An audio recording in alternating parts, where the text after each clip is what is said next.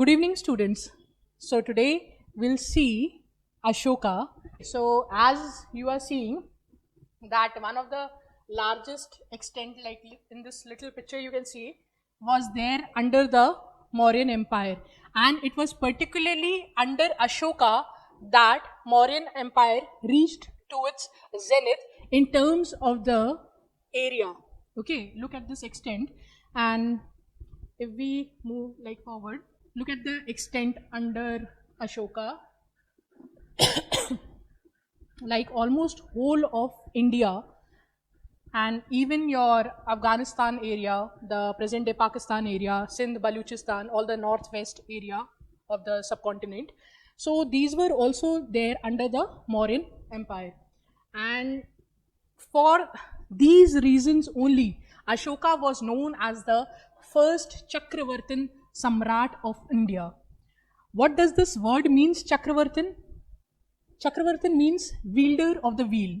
Okay, so there has to be some particular qualities to announce or declare someone as Chakravarti. This title you can take yourself also, or over the time the historians can give you that title. So Ashoka was the first Chakravartin Samrat of India, and it's not that he was the only one. There have been many Chakravartin Samrat after Ashoka also, such as Kanishk was there, but he was the first one, okay, in the Indian history. And what are the essential features to declare someone as Chakravarti was universal sovereignty. Okay, now if you see the map, you will be able to see that a large extent is there under Ashoka. So one would say, how can this be universal sovereignty in the present day times? You have seen the whole globe.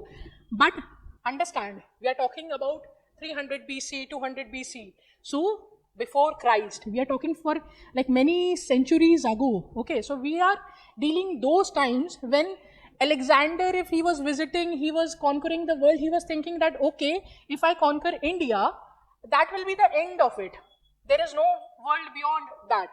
It was like the times of discoveries. America was yet to be discovered by Christopher Columbus. There were voyages and all. So understand that for them, a very limited knowledge was there for the geography. So whatever this Bharatvarsh or this land of India, Ashoka had the full sovereignty. So he was fulfilling the first feature for being declared as a Chakravartin Samrat. Second one was moral and ethical leadership. Now understand that although in the initial phases, eventually we'll see that also, in the initial phases, though he was called as Chand Ashok, cruel Ashok, but later on, after some like transformative incident happened in his life, we'll see all those things also. So when that thing happened, some transformation happened, and he tried to bring himself also a morally upright ruler, and he wanted to propagate the same among his people also.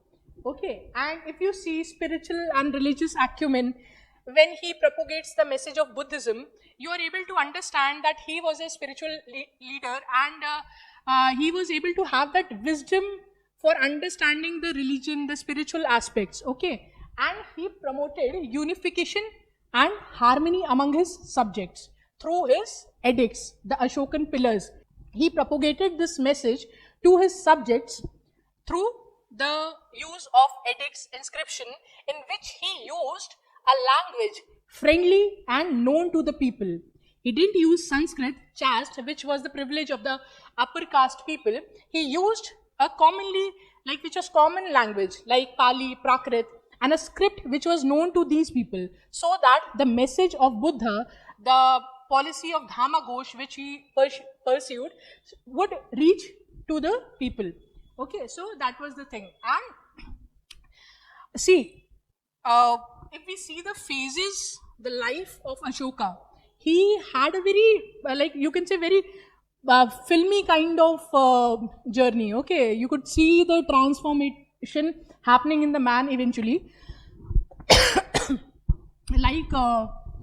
The first phase of his life, obviously he had access to the various pleasures, as he was a prince, young prince, so he had all the facilities. So all the young phase of his life, he was enjoying his life. Okay, so that phase of his life is called as that period. In that period, he is called as Kam Ashok.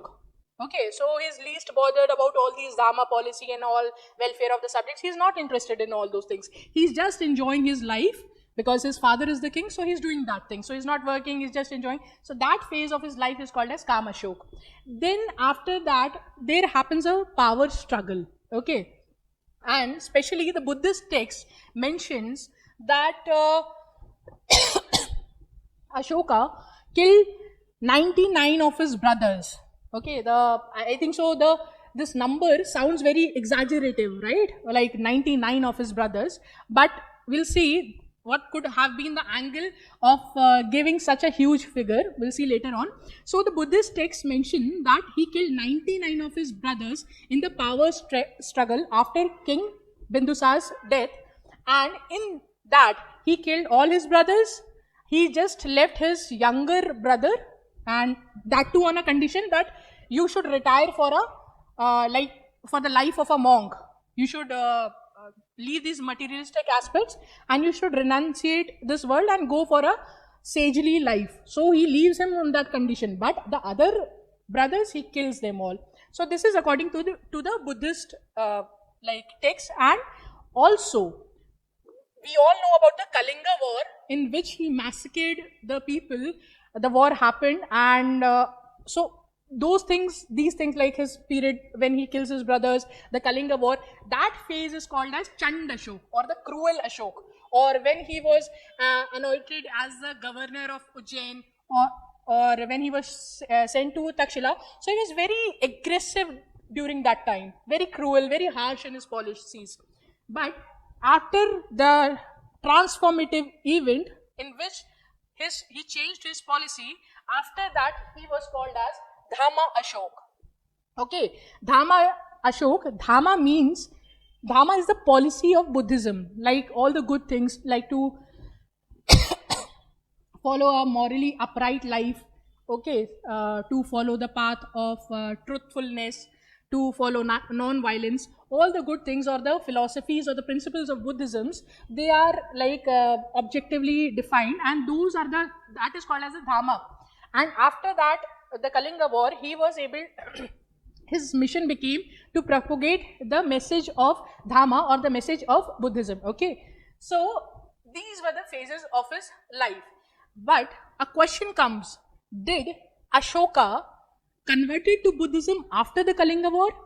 Now we see the variations in that. Some people say yes, there was a sudden event and he just took up Buddhism after the Kalinga war. But people say, some of the historians are of the view that he had the association with Buddhism even earlier. Okay, and if we see the earlier part, he asked some of the ministers, some of the people from different religions, he asked a very philosophical questions, and those people who were elders and very wise men, they were not able to answer that philosophical question of Ashoka. Okay, so he comes across, it is stated in one of the Buddhist texts. Okay, and we all know that religious scriptures, Buddhist texts, the Puranic literatures and all, they serve as an important source of history for us also. It helps in decoding the life and times during that time. So in one of the Buddhist texts, Ashoka comes across a young Buddhist monk whose name is Nigroth, and he asks that same question to him. That 7-year-old child is able to answer his question. And then he thinks, if Buddhism could do this thing to a 7-year-old, he could be so wise at such a tender age. Imagine what if an elder person or an adult adopts Buddhism. So after that, he starts to having a little inclination towards Buddhism. Okay, but it starts to having an inclination towards Buddhism, and he tries to adopt the principles and all these things. So an event had already taken place where he was associated with Buddhism, and to your surprise, this son this monk, the child monk, whom he was to whom he asked his question, and he was impressed, Nigroth. He was actually the son of Shushem, the eldest brother of Ashoka, who Ashoka had slain in the power rivalry when a civil war broke out for 4 years after the death of Bindusar. So, but this was unknown to Ashoka. He didn't know that Nigroth was the son of Shushem. So, this is according to the Buddhist text. And if we see his later phases also, when he erects the pillars, the rock edicts and all, we see that in this phase, he never declares himself as the Chakravartin Samrat. Understand this? He was very modest and humble. And in fact, it took many years to decode. That the King Ashok, he was lost for a longer period in history. Okay, till ancient times, if we see, he was still there. People remembered like who was Ashok and all. But after some years, he was the people had forgotten him. So it was only when James Princip they deciphered the Brahmi script, and they were able to tell that okay, there was a king called as Ashoka and all.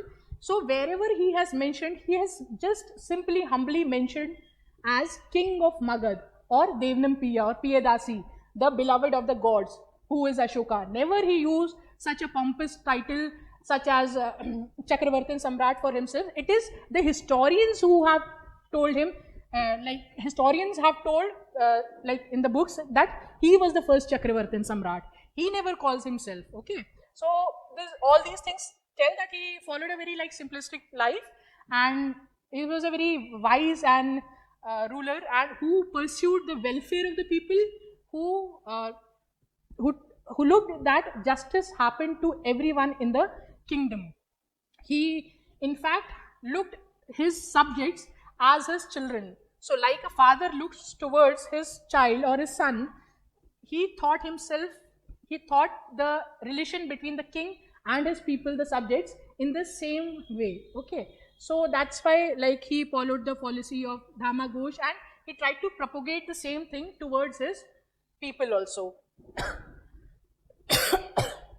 And there's a very interesting thing also happened where King Bimbisar, it is, understand this thing, that King Bimbisar, don't confuse it with King Bindusar, the father of Ashoka. No, we are talking of King Bimbisar, Haryana dynasty. So many years when Bimbisar was the king, he was a contemporary of Buddha. So Bimbisar once had a dream, and Buddha, this is also according to the Buddhist text, that Buddha, while interpreting his dream, told that there would be a very great king after such 100 years or 200 years of his death. So this is one of the stories mentioned in the text. And if we move forward, this Prince Ashok, he was very neglected in terms of the warmth of his father from the earlier days, because history says that he was not that good looking or something like that. So he was, but his father was well aware of his militaristic capabilities. Okay, so there was once a rebellion in Takshashila, and through those we come to know that corruption was very at high peak during the Mauryan times, and people rebelled against the Mauryan officers in Takshashila. Okay, in and around the present day Kandahar, Afghanistan. So when a rebellion was there, King Bindusar sent his son Ashok, because he had faith in his capability, and when he was sent there, he was able to quell the rebellion there. He had a very, apart from being a good general, military-wise commander, he also had administrative capabilities. He listened to the people, and he was able to pacify them. Apart, wherever the force had to be used, he used the force. Apart from that also, he was able to pacify the people, whatever their problems was, he was able to offer them a solution. So he very effectively he was able to deal for whatever work he was sent to Takshashila.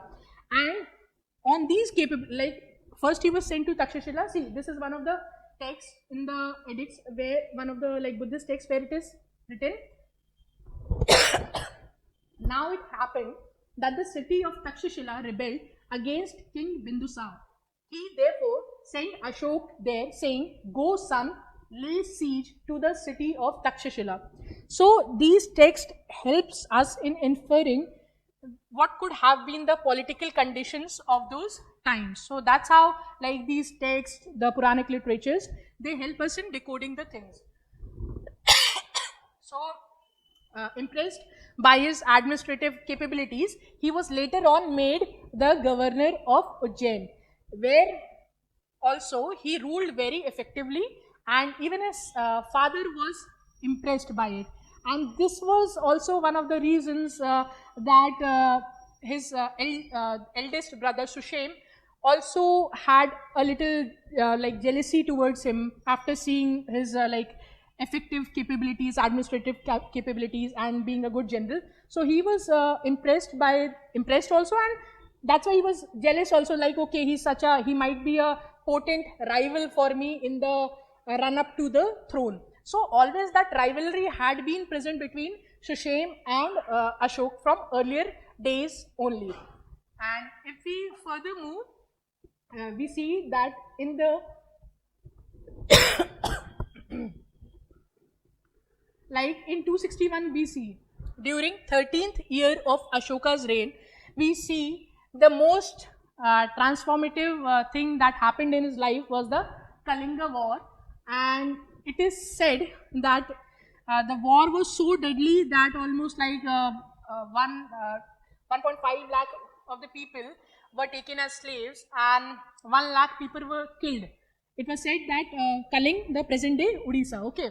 So it was said that the war was so horrendous, the crimes, the war crimes and all those things happened, the people were massacred, the soldiers were massacred, that the river Daya turned red, okay, due to the blood of the soldiers, because of the people who came, who wanted to defend their territory.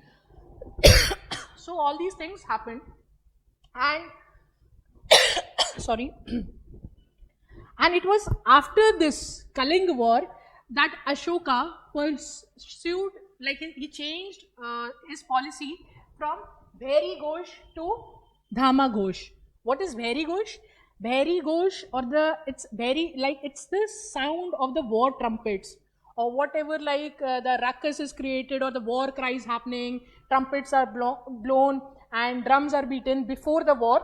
That loud sound before the battle starts, that is called as Bhairi. Okay, so after this war, he adopts the policy of Dhama Ghosh. And see, one of the most important things we have to understand is that we need to have an analytical kind of mindset for this exam. Okay, you always need to weigh in the pros and cons. You need to listen both sides of the story also, so that you can follow a balanced opinion in life also, as an officer also when you get selected into the services, and even in mains answer writing, so that you are able to know the story or a policy also from different angles and take a balanced stand. So it is expected from you. UPSC expects the same as an officer also, as an aspirants also, and this quality it will come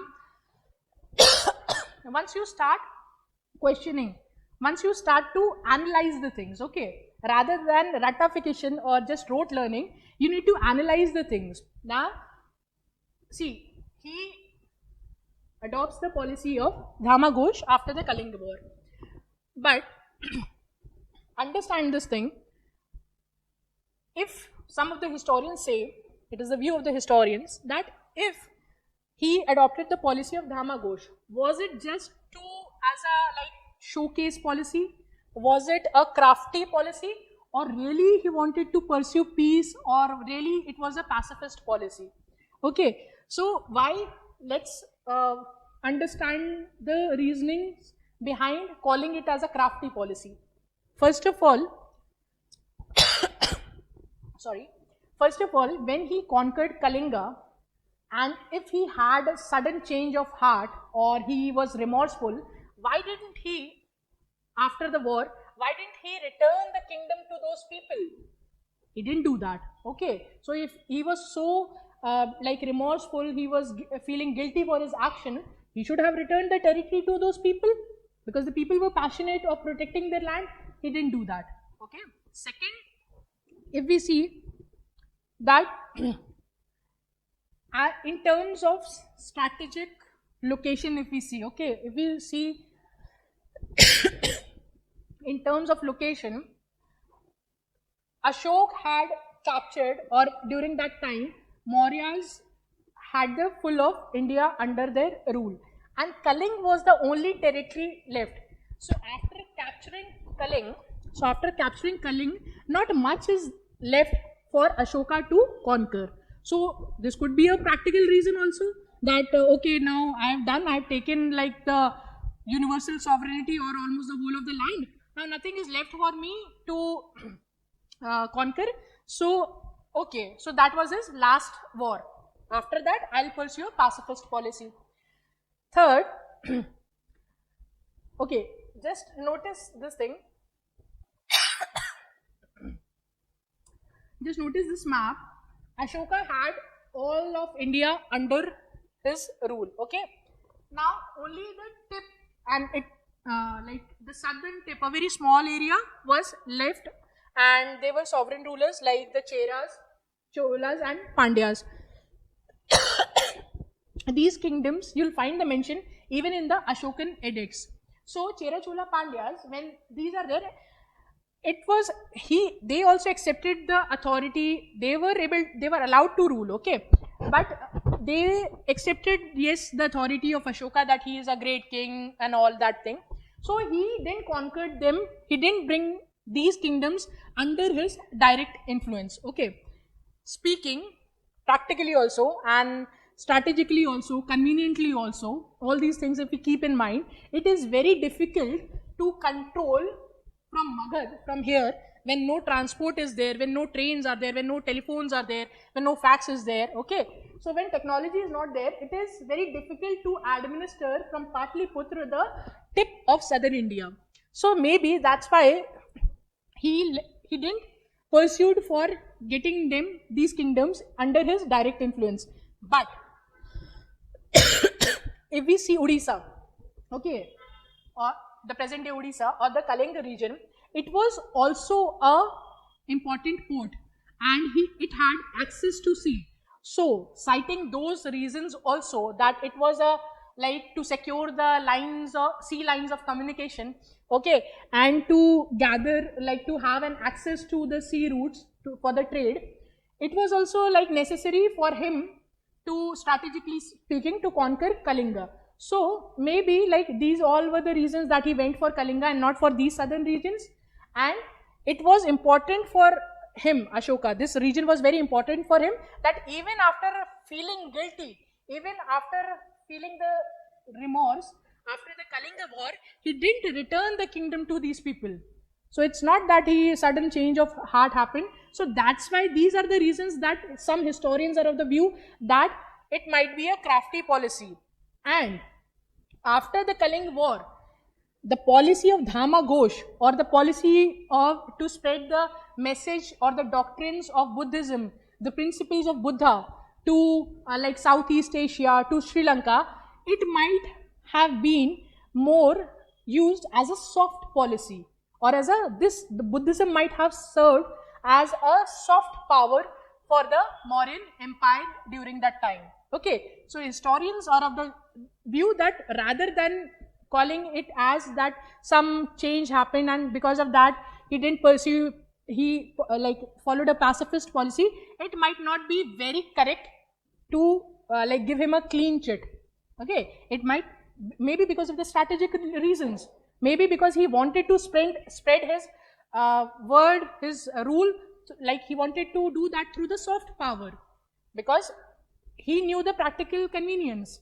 India he had captured, India was under him, but it is not possible for him to militarily rule the Southeast Asia or the Sri Lanka, where we have a estuary and we have a like ocean is there in between. So administrative convenience and all these things, if we count in, it might have not been a very, and he was a very, like you can say that he was very like clever person to not pursue through hard power. That's why he adopted like Buddhism properly, vociferously after the Kaling War to make it as a soft power. So some historians are also of this view. So coming back to the point, after the Kaling War, this Dhamaghosh policy was adopted by Ashoka, and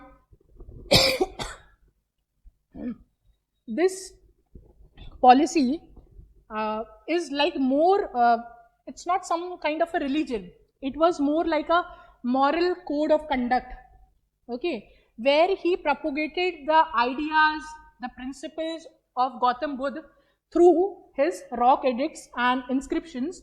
And in fact, in one of the Buddhist texts, again you see a exaggerated figure in Divyadana, that 84,000 stupas were built when Ashoka adopted formally the religion of Buddhism under the monk called as Upagupta. Okay, so 84,000. We don't find the material evidence of 84,000, but yes, we, like many of them have vanished and all. But yes, you find many prominent stupas such as Sachi and Amravati. All these like very important stupas are, you can still find their standing tall from the Mauryan times. But 84,000 is the figure quoted in the Buddhist text. Okay, and after this, like in 250 BC, he convenes a third Buddhist council also in Pataliputra, and we all know that he sends his daughter Sangmitra and son Mahind to Sri Lanka for the propagation of Buddhism, and also he appoints like officers specially to propagate the policy of Dhamma for like in his kingdom, and even to across like Southeast Asia, all these places. He appoints officers to propagate the message of Dhamma, the Buddha, where in these policies or the principles, simple things he tells, like to respect your elders, not to kill the animals, like if some charity is done, he inscribes them on the pillars or the edicts. And you can also see like you can see a list of like some animals which were prohibited for killing. Okay, so all these very simple things, how to promote harmony, follow a right code of conduct, have a righteous life, okay, to be honest, all these simple things, moral instructions, he had inscribed in his edicts and pillars, and he has erected them through his missionaries. He has sent missionaries. So just he was doing that, maybe some historians say that as a soft policy. Okay, and if we see that after like this, all these things happened, it was after this Ashoka's death, like not much capable ruler was there, and his son Kunal and like grandson was there, Dashrath.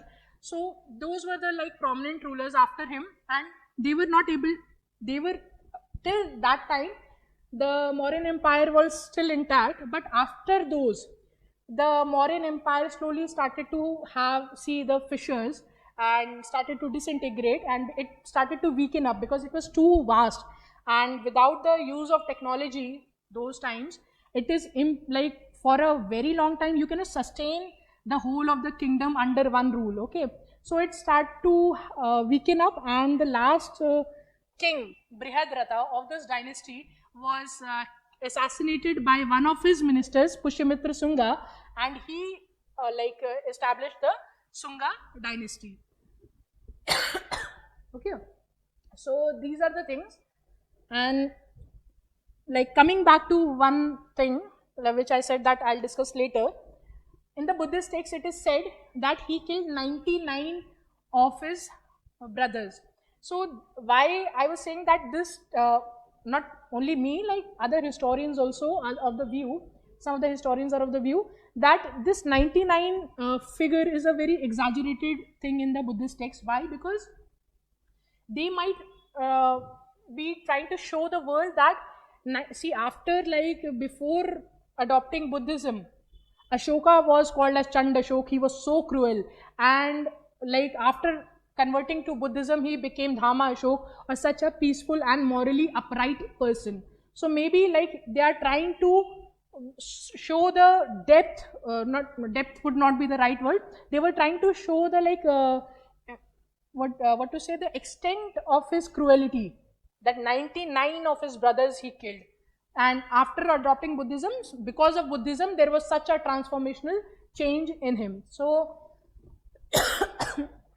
the religious texts can help us in decoding history, but we cannot totally rely on them, okay, because that was not a very scientific method of listing down the events and dates and the like things happening during those times. So it is not very scientific or objective method.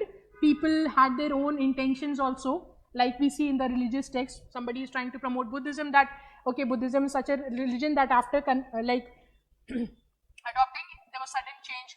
And even in the Puranic literatures, they, like as we have seen in the earlier classes, that all the Mauryan kings were not depicted in a good light. Why? Because none of the Mauryan like kings adopted Hinduism.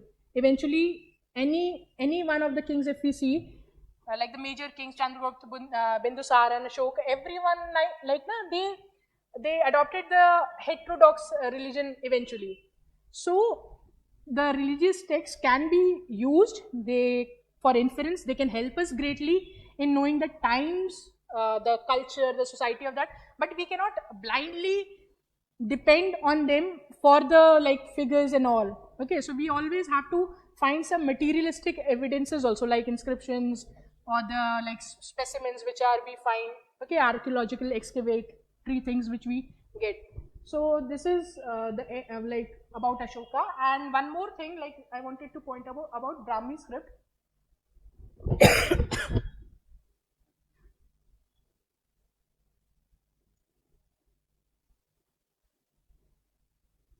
Okay, if you see, like Ashoka propagated his message in the languages of Pali, Prakrit, which was very commonly used, and the script which was known to the people like Brahmi.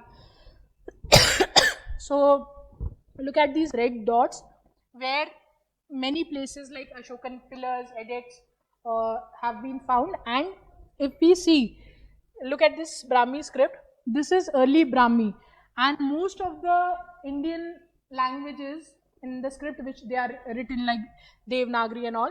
So you see the similarity between okay, this is Devanagari, this is Bengali, Malayalam, Tamil.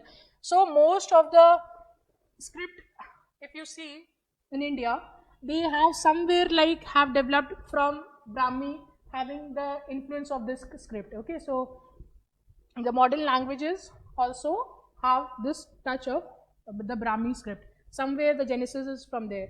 So this completes us with the Mauryan Empire, and we have seen Ashoka in today's class. One interesting fact is there, interesting thing that I'll maybe put on a lecture for you all so you can watch. It is about Ashoka, okay, about a movie. So that will put in the online format, okay. So this is like you can join the courses and you can join us on the social media, okay. Thank you. See you in the next class. Take care.